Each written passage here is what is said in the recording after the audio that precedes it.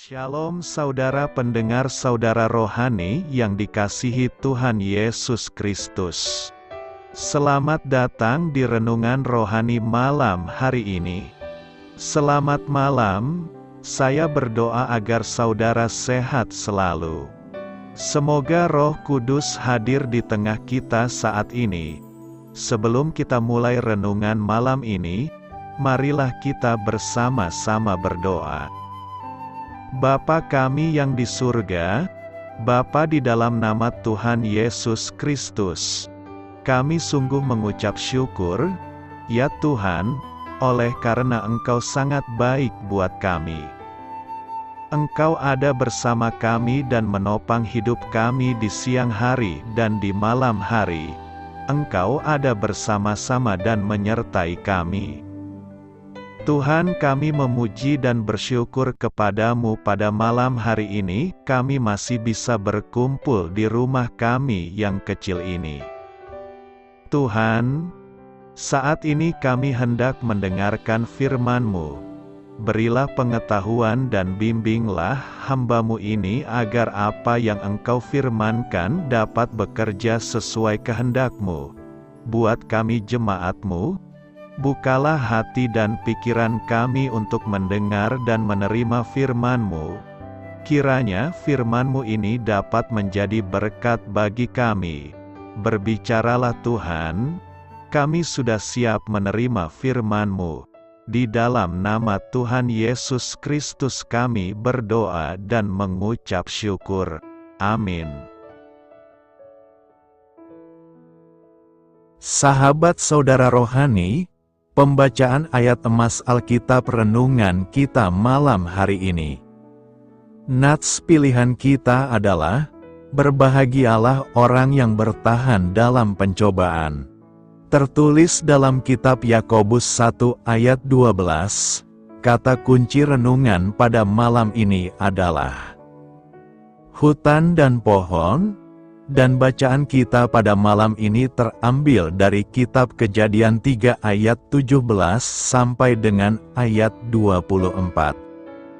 Lalu firman-Nya kepada manusia itu, karena engkau mendengarkan perkataan istrimu dan memakan dari buah pohon yang telah kuperintahkan kepadamu, jangan makan daripadanya, maka terkutuklah tanah karena engkau. Dengan bersusah payah, engkau akan mencari rezekimu dari tanah seumur hidupmu, semak duri dan rumput duri yang akan dihasilkannya bagimu, dan tumbuh-tumbuhan di padang akan menjadi makananmu. Dengan berpeluh engkau akan mencari makananmu, sampai engkau kembali lagi menjadi tanah, karena dari situlah engkau diambil. Sebab engkau debu dan engkau akan kembali menjadi debu. Manusia itu memberi nama Hawa kepada istrinya, sebab dialah yang menjadi ibu semua yang hidup.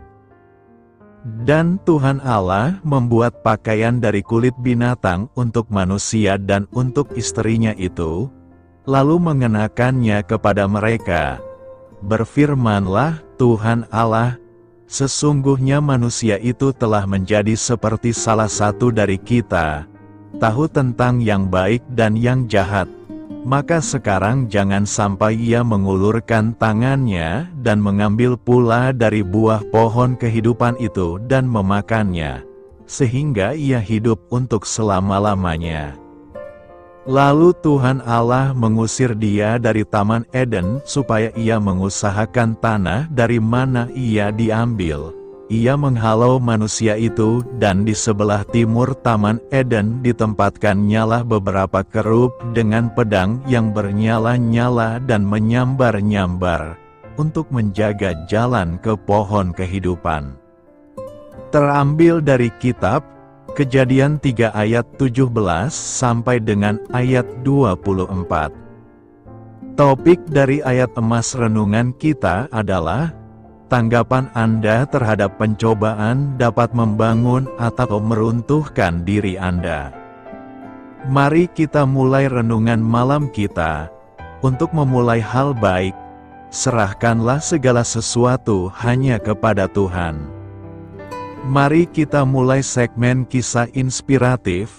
Kita semua pernah begitu dekat dengan pencobaan, sehingga kita kehilangan perspektif yang benar. Pencobaan tersebut mungkin berupa hal kecil seperti rumor yang kita sadari tidak perlu disebarluaskan.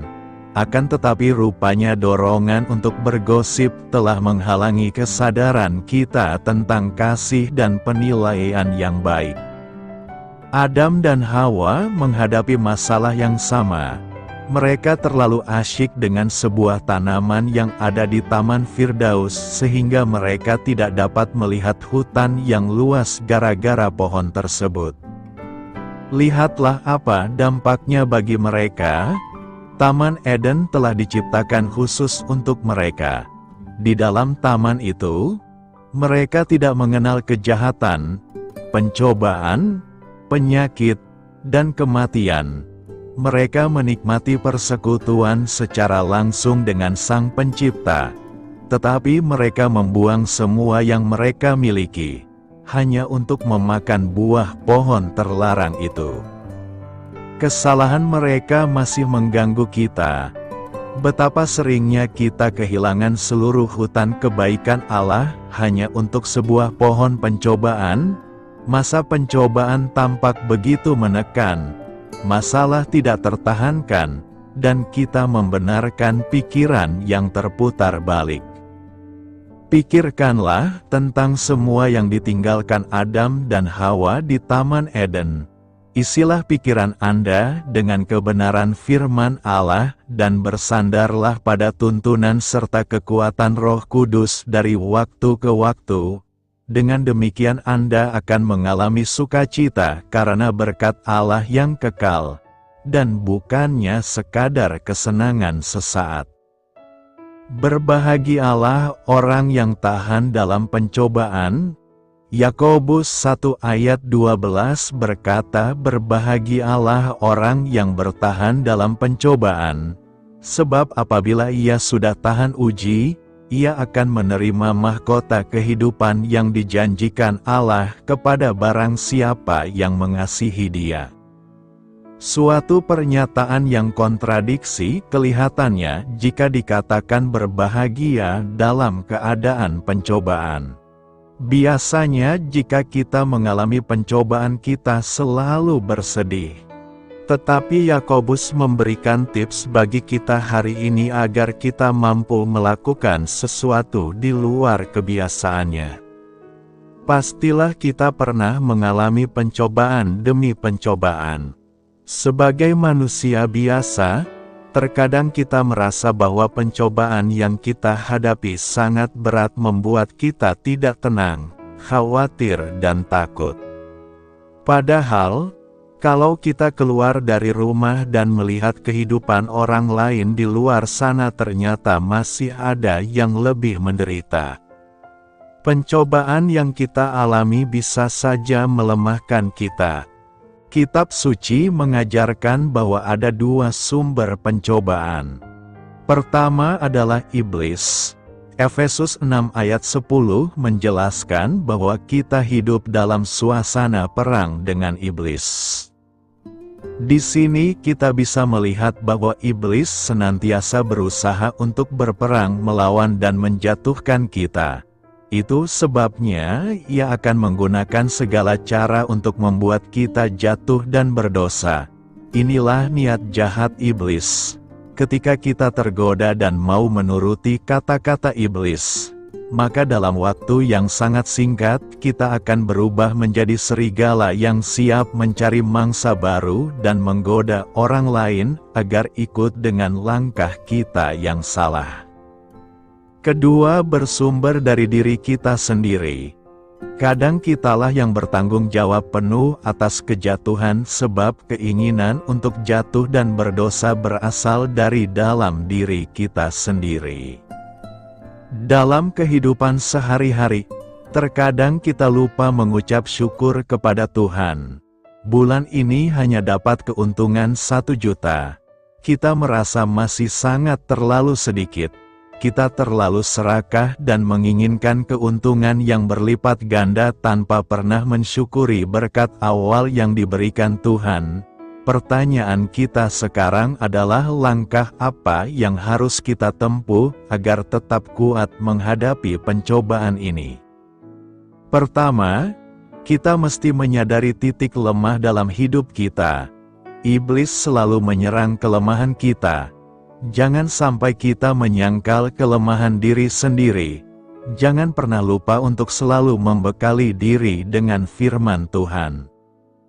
Kedua, kita tidak boleh meremehkan pencobaan dan terlalu percaya diri. Kendati kita tahu kelemahan kita, jangan kita bermain api dengan pencobaan. Itu sebabnya dalam doa Bapa kami, Tuhan mengajarkan kita untuk berdoa supaya Ia menjauhkan kita dari pencobaan. Jadi, jangan kita malah mendekatkan diri dengan pencobaan. Jangan karena merasa hebat kita lantas menghampiri pencobaan yang sesungguhnya sejak awal sudah diingatkan. Ketiga, ingatlah bahwa pencobaan dari iblis dan dari diri sendiri adalah sama berbahayanya. Iblis sangat cerdik sehingga ia cepat membisikkan kata-kata yang menghasut kita untuk berontak dari Tuhan. Kita pun adalah makhluk yang berdosa, sehingga kita dapat memainkan rasio dan membuat diri tidak merasa bersalah. Sikap mau menang sendiri sesungguhnya sama halnya dengan kita sedang menggali lubang sendiri dan siap-siap masuk ke dalamnya. Keempat, terimalah pencobaan sebagai bagian dari ujian untuk mendewasakan kita. Dengan kata lain, ini adalah kesempatan untuk kita bertumbuh, bukan untuk kita jatuh. Kelima, apapun yang kita rasakan, yakinlah dengan iman bahwa Tuhan melihat dan menolong. Tidak selalu kita melihat Tuhan bekerja secepat yang kita harapkan, namun terpenting adalah mengetahui bahwa Ia beserta kita, bahkan dalam pencobaan. Keberadaan Tuhan dalam kehidupan kita tiada terukur. Tuhan selalu hadir dalam setiap kesusahan, kesedihan, dan kesulitan yang kita alami. Pertolongan Tuhan tiada terhitung dalam kehidupan kita. Yesus sangat setia dalam hidup kita dan mengawal kita setiap saat. Berbahagialah jika hari ini kamu masih bisa bertahan dalam pencobaan, karena segala sesuatu akan indah pada waktunya, dan Tuhan tidak akan membiarkan kita sampai terjerembab. Karena itu, berbahagialah dalam pencobaan sebab ada Tuhan yang akan menopang dan menguatkan kita. Hidup beriman dan berhikmat. Minggu ini kita akan memasuki minggu kelima setelah Trinitatis. Dalam minggu ini kita akan membahas tema, hidup beriman dan berhikmat.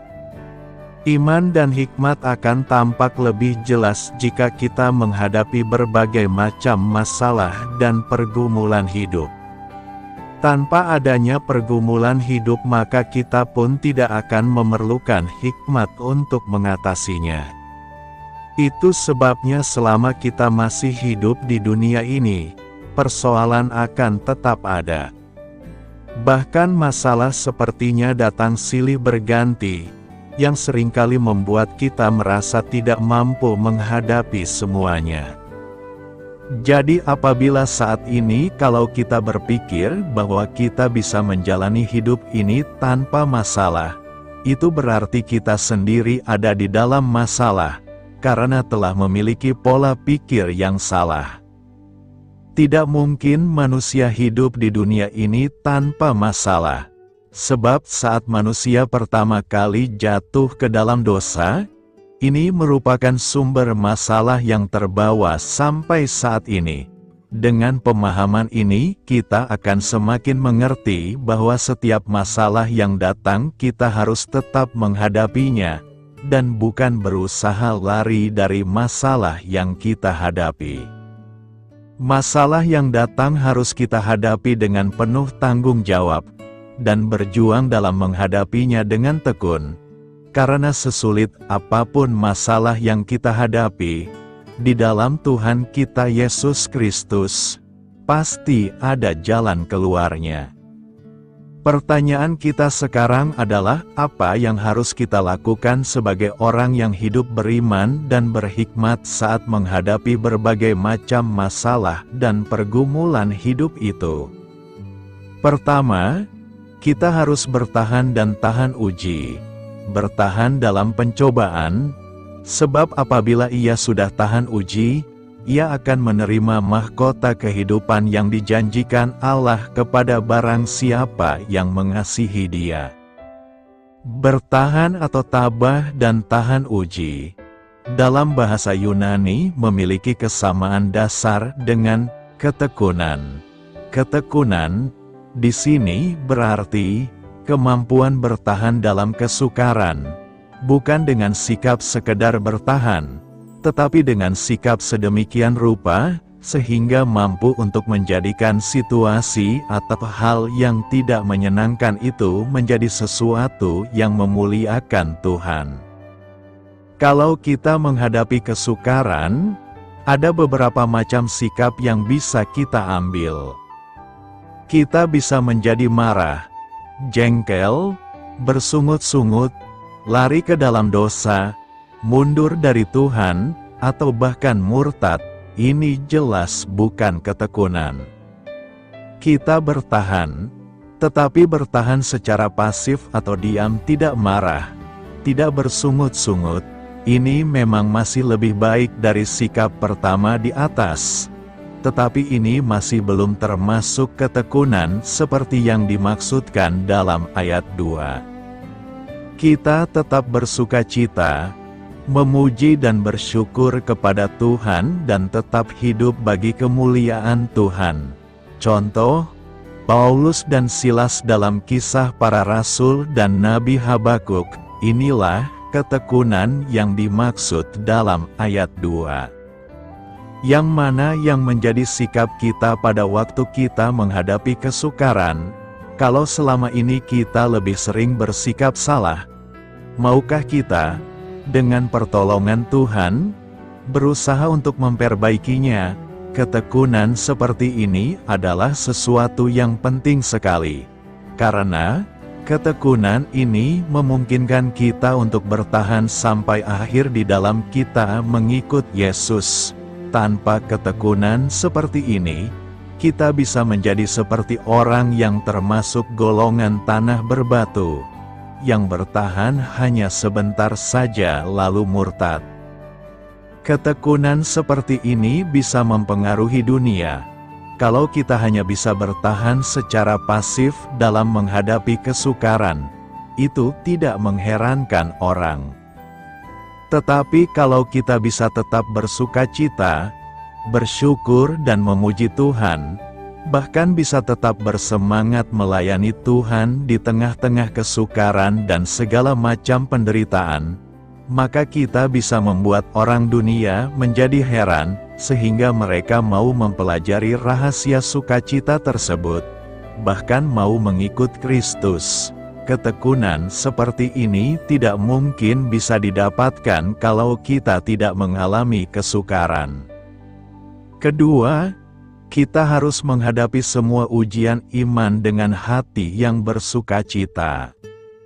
Ayat 2 berkata, "Saudara-saudaraku, anggaplah sebagai suatu kebahagiaan, apabila kamu jatuh ke dalam berbagai-bagai pencobaan."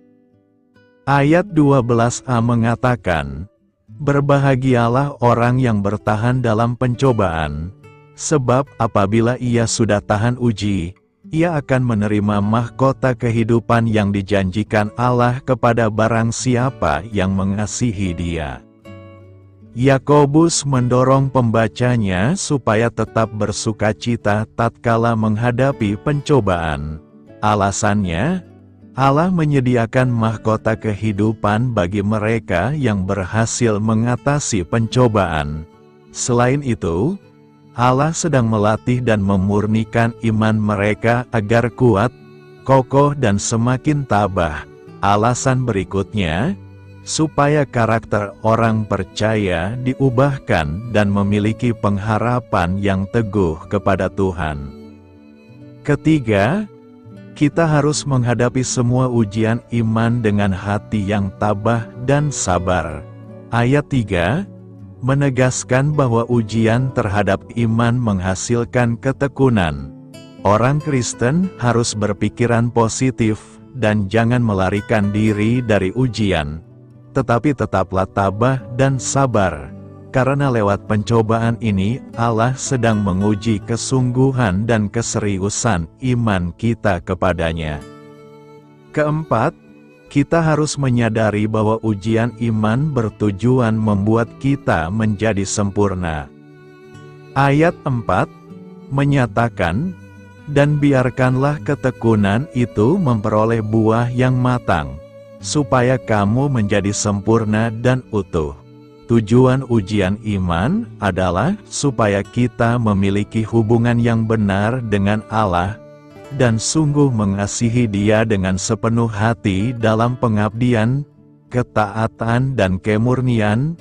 Rasul Petrus menegaskan bahwa maksud Tuhan mengizinkan pencobaan adalah untuk memurnikan iman kita seperti emas yang diuji kemurniannya di dalam api. Dalam kehidupan ini, kita biasanya berharap untuk tidak mengalami berbagai kesulitan. Kalimat yang seringkali muncul, "Ya, semoga semuanya lancar, sukses, tidak ada aral melintang," itulah harapan setiap kita. Maka tidak mengherankan tatkala kita mengalami kesulitan dan tantangan. Respon kita adalah kita kehilangan semangat, putus asa, bahkan berusaha mencari jalan pintas. Tidak mudah menghadapi tantangan dan kegagalan dalam hidup kita, yakni hal-hal yang tidak kau ketahui.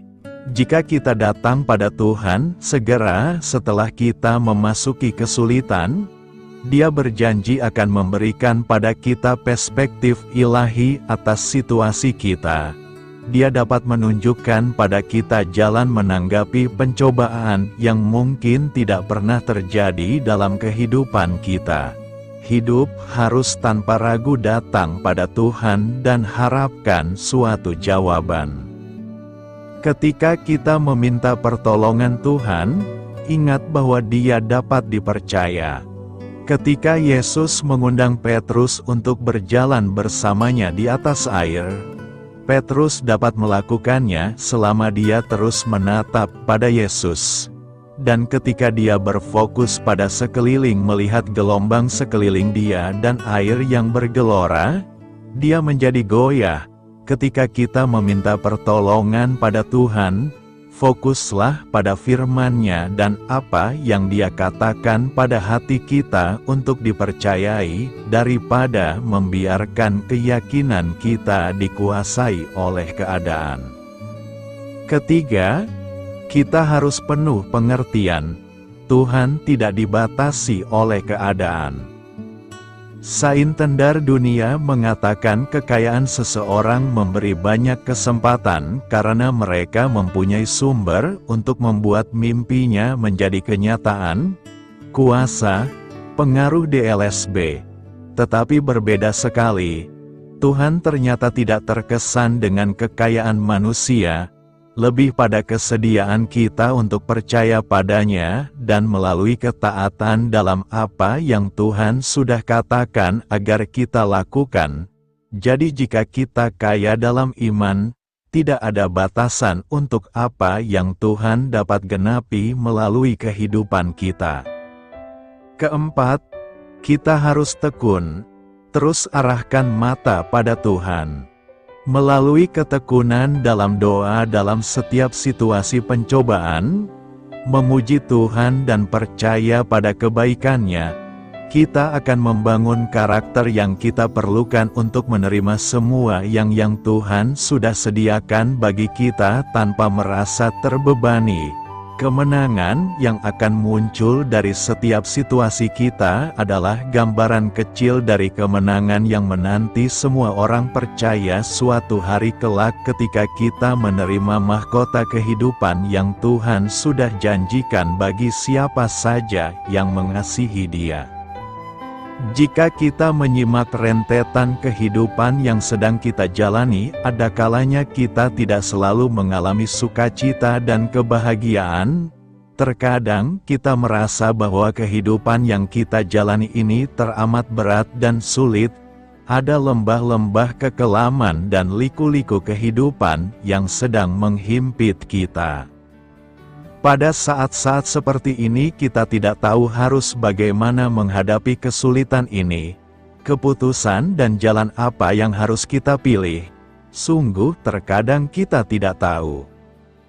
Tetapi ada sedikit penghiburan yang bisa kita rasakan. Ternyata yang namanya kesulitan hidup sudah terjadi sejak zaman dahulu kala, dan tidak melanda pada diri kita sendiri saja. Ada orang lain yang juga mengalami pergumulan yang sama, bahkan mungkin mereka jauh lebih berat beban yang harus dipikulnya. Artinya kesulitan dan kebahagiaan adalah sebau bagian hidup manusia yang tidak bisa kita elakkan. Ketika penderitaan ini menimpa kita, anggaplah itu sebagai ujian iman kita. Tidak selama hal ini buruk. Ada sisi positif yang harus kita pelajari.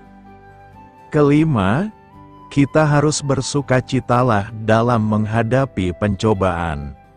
Jangan bimbang di dalam pencobaan, bertekun di dalam iman. Allah menyediakan mahkota kehidupan. Sepertinya aneh kalau kesulitan atau ujian dianggap sebagai suatu kebahagiaan. Karena ujian biasanya selalu menyakitkan. Tetapi dari iman Kristen mengingatkan kita bahwa ujian tidak identik dengan kepahitan, karena melalui ujian orang percaya bisa mengalami Tuhan itu sendiri.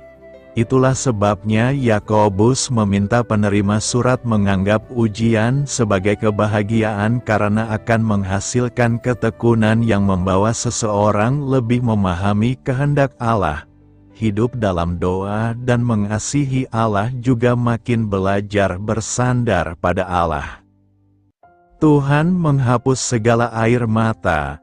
Wahyu 21 ayat 4 berkata, dan Ia akan menghapus segala air mata dari mata mereka, dan maut tidak akan ada lagi, tidak akan ada lagi perkabungan, atau ratap tangis, atau duka cita, sebab segala sesuatu yang lama itu telah berlalu. Air mata merupakan ciptaan Tuhan yang disediakan dalam tubuh manusia.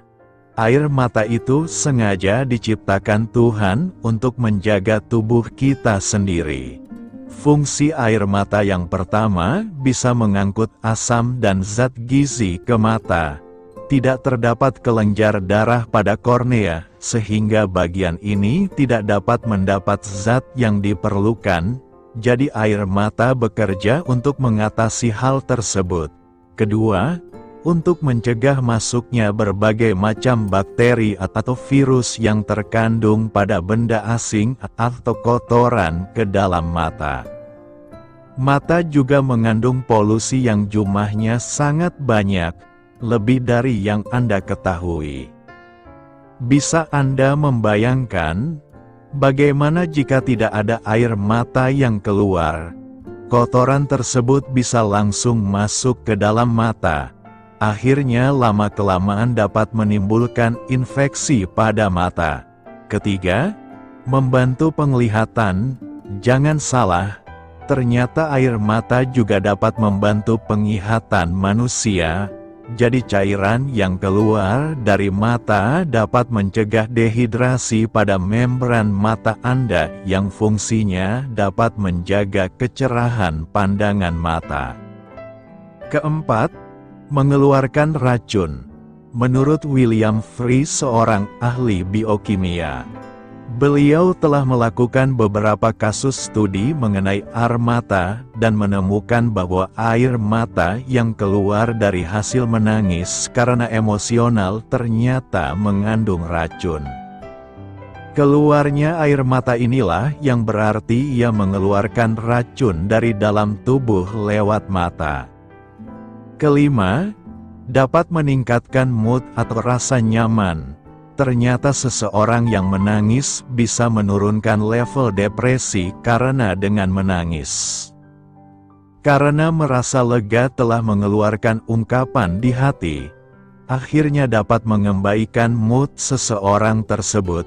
Air mata yang dihasilkan dari tipe menangis karena emosi mengandung 24% protein albumin yang berguna dalam meregulasi sistem metabolisme tubuh dibanding air mata yang dihasilkan dari iritasi mata. Jadi, jika Anda ingin menangis, menangis saja, tak usah diragu untuk mengeluarkannya. Manusia yang hidup di dunia ini pasti pernah mengalami penderitaan yang mengeluarkan air mata. Hidup di dunia ini diwarnai air mata yang tak kunjung habis. Air mata senantiasa mengikuti perjalanan hidup manusia sejak ia dilahirkan. Kelahiran bayi pun diawali tangisan dan tetesan air mata. Begitu keluar dari rahim ibunya ia sudah mulai menangis. Ini adalah air mata pertamanya saat pertama kali ia melihat dunia. Dan ketika orang meninggalkan dunia ini kembali ditutup dengan linangan air mata dari keluarga, teman dan para sahabat. Sungguh, air mata merupakan bagian kehidupan manusia. Tetapi, pada saatnya air mata itu akan berhenti mengalir, yaitu pada hari yang penuh dengan kemenangan dan kebahagiaan. Air mata tak akan lagi terlihat, di mana tak seorang pun sanggup menghapus air mata kita, kecuali tangan Tuhan sendiri. Segala kesusahan tidak akan kita alami lagi. Bagi umat Tuhan yang setia sampai garis akhir akan mendapatkan perhentian. Janji firman-Nya mengatakan bahwa kita tidak akan menderita lapar dan dahaga lagi, dan matahari atau panas terik tidak akan menimpa kita lagi. Sebab anak domba yang di tengah-tengah takhta itu akan menggembalakan kita dan akan menuntun kita ke mata air kehidupan. Dan Allah akan menghapus segala air mata dari mata kita. Ayat ini sering dipakai untuk menjadi kekuatan dan pengharapan bagi kita yang sedang mengalami pergumulan atau kedukaan. Tetapi apa maksud dari ayat ini? Bagian firman ini akan lebih jelas ketika kita membandingkannya dengan Kejadian 3. Yang menyatakan tentang kejatuhan manusia ke dalam dosa. Ketika manusia jatuh ke dalam dosa, ada konsekuensi yang terjadi dalam kehidupan manusia, ada kesakitan, penderitaan, sakit penyakit, pergumulan kehidupan, dan kematian. Hal ini menjadikan hidup manusia penuh dengan air mata dan kesedihan karena beban kehidupan terkadang bisa menimbulkan keputusasaan. Sebaliknya, ketika waktunya tiba maka air mata itu akan dihapus. Perkabungan dan ratap tangis atau duka cita tidak ada lagi karena segala sesuatu yang merupakan konsekuensi dosa telah berlalu. Pada akhir zaman, langit dan bumi yang baru, dosa dan juga konsekuensinya sudah tidak ada lagi. Karena memang dosa dan konsekuensinya tidak mendapat tempat dalam kekudusan Tuhan. Lalu bagaimana kita menghidupi hal ini sebagai orang percaya yang masih hidup di dunia yang berdosa ini? Memang selama kita masih hidup dalam dunia, maka konsekuensi dosa itu masih bisa kita alami. Kita masih bisa mengalami sakit penyakit, kesulitan hidup, dan kedukaan yang semua itu kadang membuat kita mencucurkan air mata. Bahkan kematian pun akan menjadi bagian kehidupan kita. Namun, di dalam Kristus, kita memiliki pengharapan bahwa sakit penyakit, kesulitan, kedukaan, bahkan maut sekalipun tidaklah lagi dapat menguasai kehidupan kita. Kita masih bisa mengalami semua itu. Tetapi Kristuslah sekarang yang menguasai kehidupan kita, sehingga kita dikuatkan dalam menghadapinya. Bahkan kematian akan berganti dengan kehidupan kekal bersama Tuhan. Inilah yang menjadi pengharapan bagi setiap orang percaya di dalam Kristus. Dia telah mati dan bangkit mengalahkan maut. Tuhan tidak akan selamanya membuat hidup kita menderita dengan air mata kesedihan. Tuhan pasti akan menggantikan air mata kesedihan dengan mata air kehidupan. Karena itu, janganlah terus bersedih dan larut dalam penderitaan kita, sebab Tuhan menciptakan air mata sangat baik untuk kesehatan tubuh jasmani kita. Namun tidak selamanya kita berada dalam zona kesedihan, tetapi Tuhan juga menyediakan mata air kehidupan yang akan kita nikmati. Setara di hadapan Tuhan, minggu ini kita memasuki minggu ke-17 setelah Trinitatis. Tema yang akan kita renungkan adalah setara di hadapan Tuhan. Setara berarti sejajar, sebanding, sepadan, seimbang, artinya tidak ada perbedaan dalam arti kualitas. Tentu setara itu bukan bermaksud menyamakan semuanya karena secara biologis manusia dicipta berbeda. Yang setara itu maksudnya, manusia di hadapan Tuhan sama derajatnya, sama kualitasnya. Kata setara dalam teks ini ditemukan dalam kata sepadan. Kata sepadan dalam teks khotbah hari ini ditemukan dalam kalimat penolong yang sepadan atau ezer kenegdo. Ezer dalam bahasa Ibrani artinya seorang yang membantu dan memberi semangat, yang melengkapi kekurangan dari orang yang dibantunya.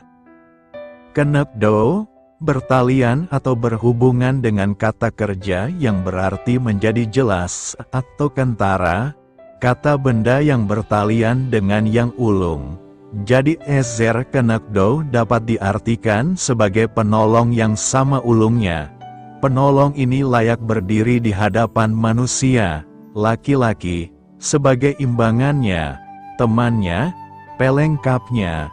Dengan kata lain, seorang perempuan yang mirip dengan dia laki-laki tetapi kebalikan dari dia. Apakah arti dan maksud Allah memberikan penolong yang sepadan kepada Adama?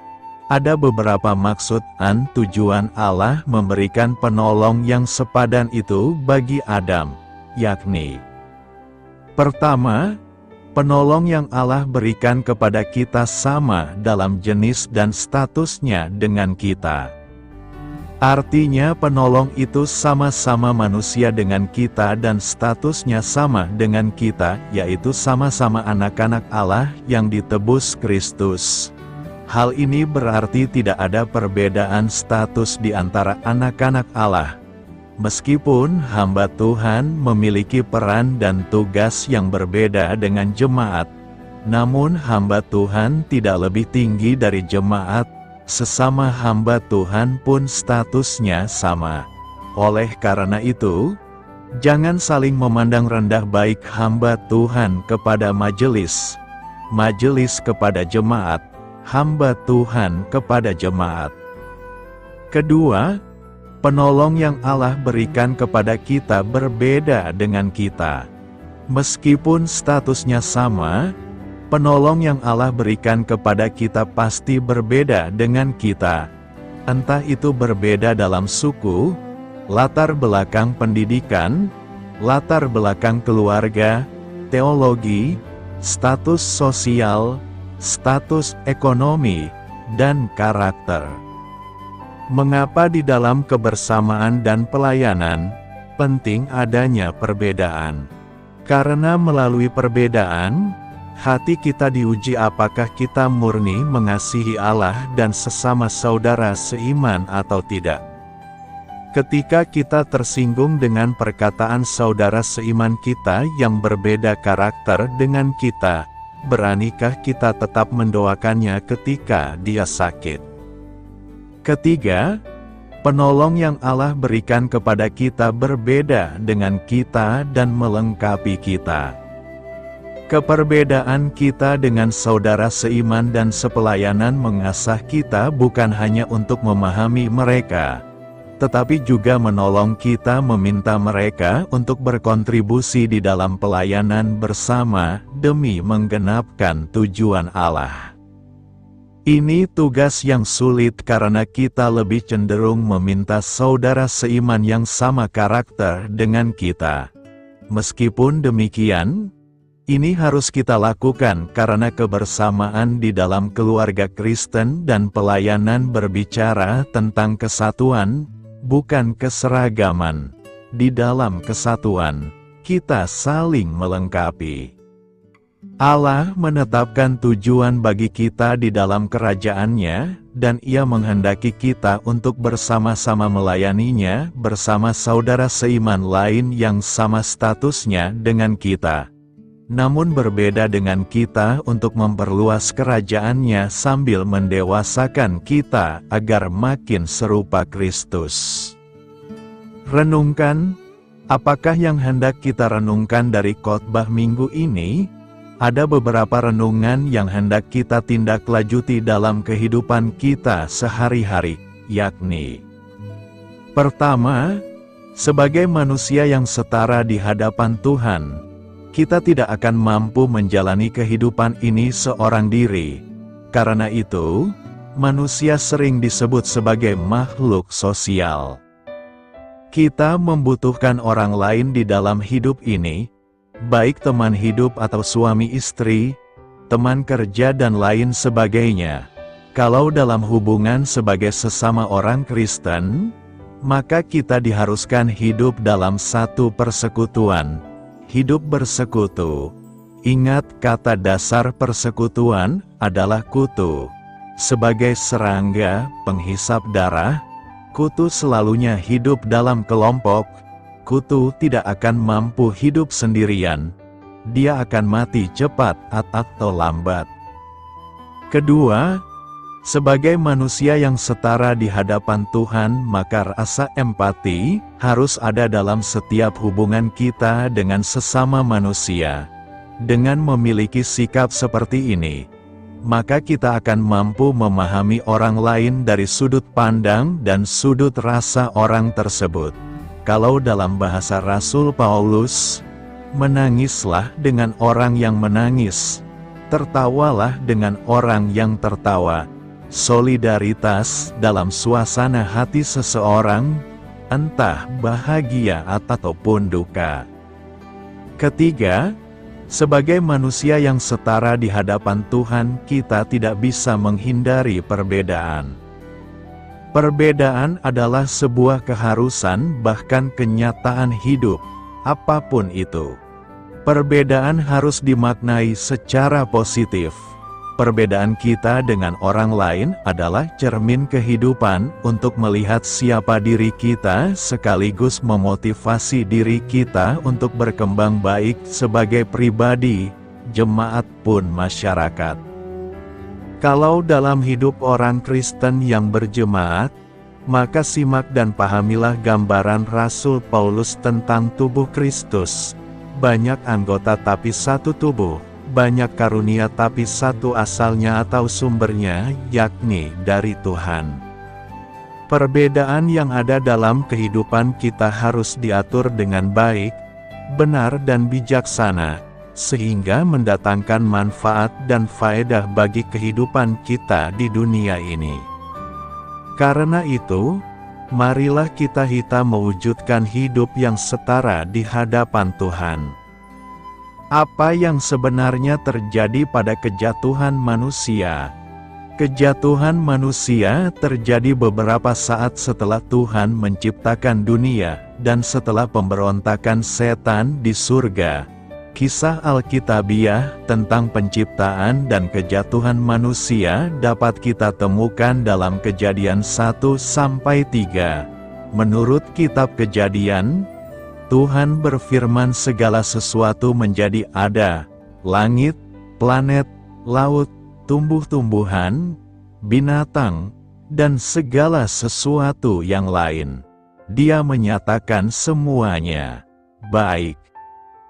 Namun ketika Tuhan menciptakan manusia, Dia turun ke dalam tanah dan membentuk tubuh manusia dari tanah liat. Kemudian Dia menghembuskan nyawanya sendiri ke dalam lubang hidung manusia tersebut, dan manusia menjadi jiwa yang hidup. Dia memanggil pria itu Adam. Manusia mempunyai kehidupan yang berbeda dengan kehidupan tumbuhan dan hewan. Ia diciptakan menurut gambar Allah, yang berarti bahwa ia memiliki roh yang kekal. Seperti yang dimiliki Allah, dia dirancang untuk menjadi seperti Tuhan, bersekutu dengan Tuhan, berpikir seperti Tuhan, dan menikmati Tuhan selamanya. Maka Tuhan menempatkan Adam di sebuah taman yang dirancang khusus untuknya. Dalam lingkungan yang sempurna ini, Tuhan berjalan dan berbicara dengan manusia, menikmati ciptaannya dan kesenangan Adam terhadapnya. Karena Tuhan tidak ingin laki-laki sendirian, Dia menciptakan seorang perempuan, Hawa, dari salah satu tulang rusuk Adam. Dia memberi mereka semua yang ada di taman itu untuk dinikmati kecuali buah dari satu pohon. Tuhan mengatakan kepada mereka bahwa jika mereka memakan buah dari pohon pengetahuan tentang yang baik dan yang jahat, mereka akan mati. Kejadian 3 mengenalkan kita pada sosok lain yang terlibat dalam kejatuhan manusia, ular. Setan telah dibuang ke bumi karena pemberontakannya melawan Tuhan di surga. Setan datang kepada Hawa dalam wujud seekor ular dan memberi isyarat kepada perempuan itu bahwa Allah sebenarnya tidak melarang buah itu demi kebaikannya, melainkan justru menjauhkan kebaikan darinya. Maka dia memakannya dan memberikannya kepada Adam. Adam juga memakannya, dan saat itu juga segalanya berubah. Dosa telah masuk ke dalam dunia Allah yang sempurna. Kemanusiaan telah jatuh. Kejatuhan manusia disebabkan oleh dosa Adam. Dosa adalah segala perilaku, perkataan, atau pemikiran manusia yang bertentangan dengan kesempurnaan Tuhan. Karena dosa Adam, Allah mengutuk dunia, manusia, binatang, tumbuh-tumbuhan, dan seluruh bumi. Dosa mereka telah mendatangkan penghakiman Allah kepada mereka. Dan satu-satunya hukuman yang adil bagi pengkhianatan tingkat tinggi tersebut adalah kematian kekal. Namun Tuhan kemudian menerapkan suatu sistem yang dengannya manusia dapat memperoleh pengampunan dosa. Allah menyembelih seekor binatang dan membuatkan pakaian bagi laki-laki dan perempuan untuk menutupi ketelanjangan yang kini mempermalukan mereka.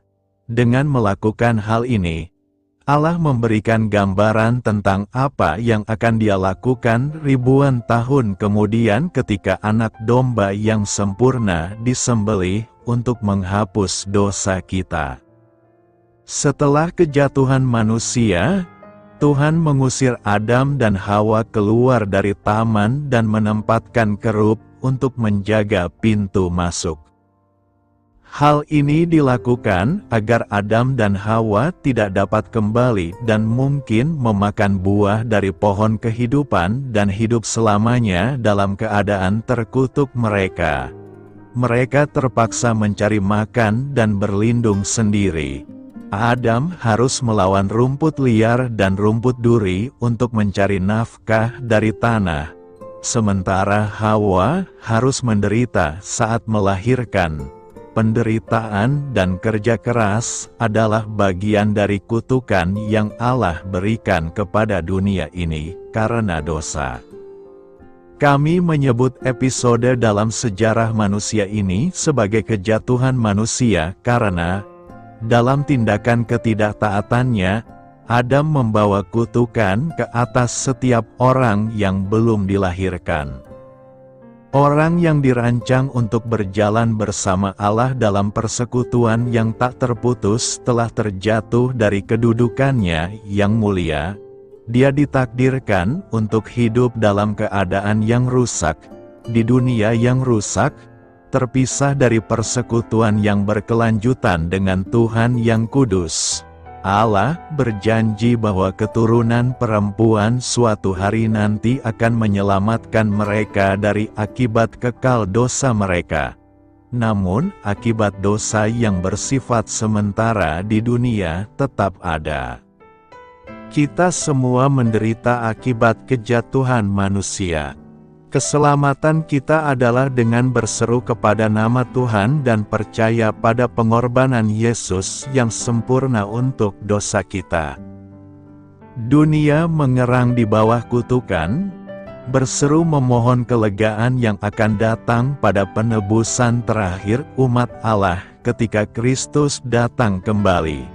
Ketika Yesus datang untuk semua orang yang percaya kepadanya, Tuhan akan memulihkan segala sesuatu. Dia akan menciptakan langit baru dan bumi baru untuk menggantikan apa yang telah dirusak oleh dosa. Umat manusia tidak lagi jatuh, tetapi dipulihkan dan ditebus oleh darah Anak Domba Allah. Beritakanlah Injil kepada segala makhluk, hormatilah semua orang. Selamat beristirahat malam dalam kasih setia Tuhan. Doa saya menyertai saudara sekalian.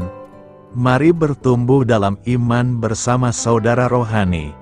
Saya memberkati Anda agar sewaktu Anda mencarinya dari Dia, Bapa Surgawi Anda akan memberikan bagi Anda roti harian Anda.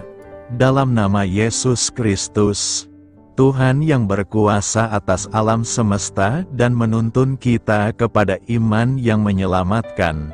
Tuhan Yesus menyertai senantiasa. Terima kasih sudah berkenan mendengarkan renungan malam saudara rohani. Tuhan memberkati. Amin.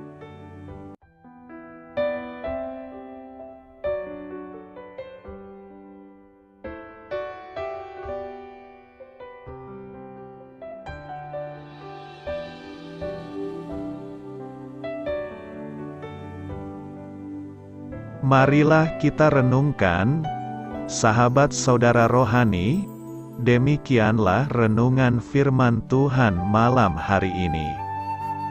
Semoga menjadi berkat di dalam hidup kita dan menjadikan kita pribadi yang lebih baik. Sebelum kita beristirahat pada malam hari ini, marilah kita berdoa. Bapa kami yang di surga, Bapa di dalam nama Tuhan Yesus Kristus, kami sungguh mengucap syukur, ya Tuhan, oleh karena Engkau sangat baik buat kami. Engkau ada bersama kami dan menopang hidup kami di siang hari dan di malam hari. Engkau ada bersama-sama dan menyertai kami, ya Tuhan Yesus. Kami mengucap syukur untuk firman-Mu, ya Tuhan, yang memberikan kami kekuatan dan menyadarkan kami bahwa kami tidak perlu takut dengan gelap dan malam. Sebab Tuhan, Engkau ada bersama kami. Engkau melindungi kami dan menjadi perisai bagi kami hamba-Mu berdoa saat ini. Tuhan, untuk setiap pendengar renungan ini yang mengalami ketakutan, kecemasan, kegelisahan, pada situasi gelap dan malam hari di dalam nama Tuhan Yesus Kristus. Kuasa Tuhan melepaskan mereka dari segala ikatan roh-roh ketakutan yang mengikat mereka saat ini. Tuhan melepaskan setiap anak-anak-Mu dari segala rasa takut dan kecemasan. Di dalam nama Tuhan Yesus segala kuasa-kuasa roh jahat, kuasa setan iblis yang mengganggu anak-anak-Mu, ya Tuhan, tolong hancurkan dan halaukan dengan kuasa-Mu. Dalam nama Tuhan Yesus Kristus, berkati setiap kami anak-anak-Mu, ya Tuhan, dan lindungilah kami aman di dalam Engkau. Ya Tuhan, penuhilah setiap hati kami dengan keberanian, damai sejahtera, dan sukacita serta ketenangan yang dari Tuhan. Berkati kami di malam hari ini, saat kami tidur dan beristirahat.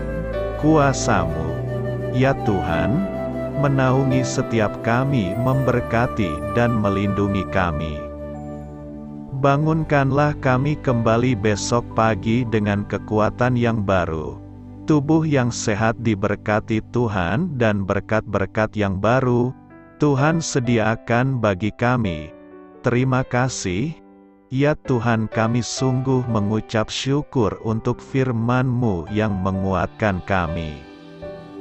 Dalam nama Tuhan Yesus Kristus Juru Selamat kami, Bapa kami yang baik, kami mengucap syukur dan berdoa haleluya.